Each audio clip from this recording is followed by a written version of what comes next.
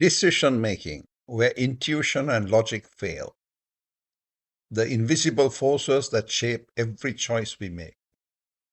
Information overload, choice overload, and feelings versus data. We are flooded with data, reviews, opinions, statistics, etc. Far more than our brains are wired to process at once. Choice overload. More options feel empowering, but too many choices lead to paralysis, regret, and suboptimal decisions. In the era of big data, our logic and intuition need reinforcement. Let's consider an example. Finding your soulmate. Finding a soulmate in the 1940s, in the absence of the internet, was not that easy. Parents spread the word through family, church, and community. A half a dozen eligible matches were presented. Young man selects one. Decision made. Simple, bounded, and manageable. Fast forward to today. Young man logs on to a dating site. Algorithms identify 30 plus matches from all around the world. Endless scrolling, comparing, second guessing. Information overload plus choice overload equals paralysis. Let's look at another example, that of buying a camera. In the 1940s, you would talk to friends, word of mouth, personal experience, and touch and feel. You visit your local shop, which has a dozen cameras, and you choose one. But today, you Google over 100 reviews to wade through. Now you visit a mega store or an online store, and guess what?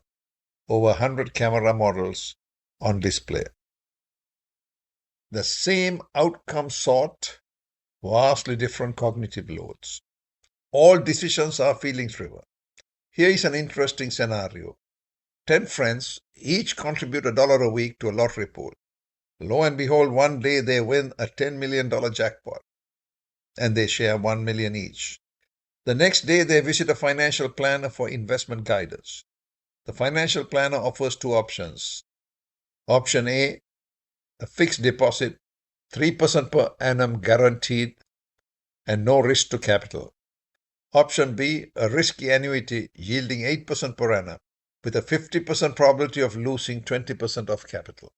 He then asked each of the attendees what percentage of their winnings would they place in the fixed deposit, the option A. Is it fair to say that all of them would not say 50-50? Some might go with 50-50, of course, but others might go with 90-10, 30-70, 60-40, etc., a different number. What I just showed was, given the same data, different people will make different decisions based on their past experience, risk tolerance, need for money, etc. The illusion of infallibility. If I were to ask anyone, are you a good driver? 90% of the people would say, yes, I'm a good driver. Then, why are there thousands of accidents daily? The truth, an illusion of infallibility. We tend to overestimate our own capabilities. It's a universal human bias. The decision confidence trap.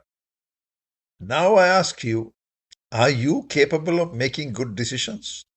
Most people say, yes, absolutely. I trust my judgment. I have the experience. And I use common sense. But the painful reality is money left on the table, opportunities missed, better options unknown, and they don't know what they don't know. Even the best get it wrong.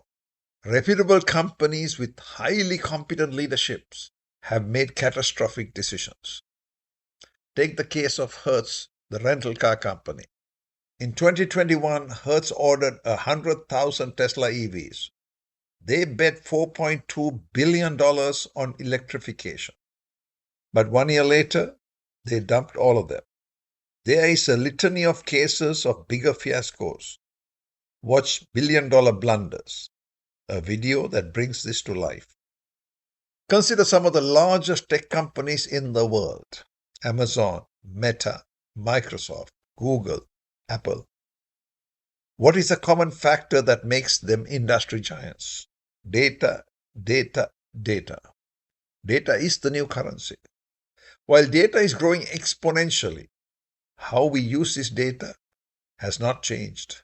We still rely on common sense, intuition, logic, experience, judgment, etc.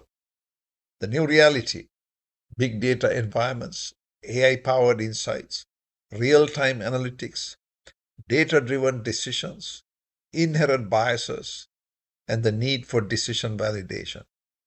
These skills need reinforcement, not replacement, but augmentation. Key takeaways. Feelings are integral to decision making. For a decision to be truly yours, you must make it. And your feelings and biases are an unavoidable part of that process. Data supports, not decides. Given the same data, different people reach different conclusions. All decisions are data supported, but feelings driven.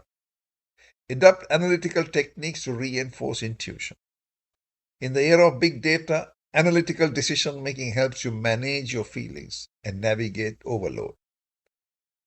However flawed my abilities and biases are, for it to be my decision, I must make the decision. One last question. You may be thinking, oh, I already make good decisions. That's fair. Most of us do. But what if that confidence is misleading? How much value is lost to slightly suboptimal decisions? How many opportunities are missed without realizing it?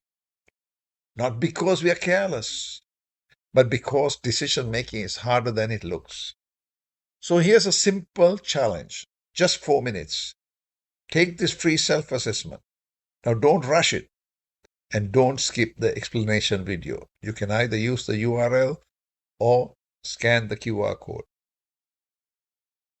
Once again, I urge you, don't skip it. Don't put it away for another day. It's just 4 minutes. And don't skip the explanation video. Thank you for watching.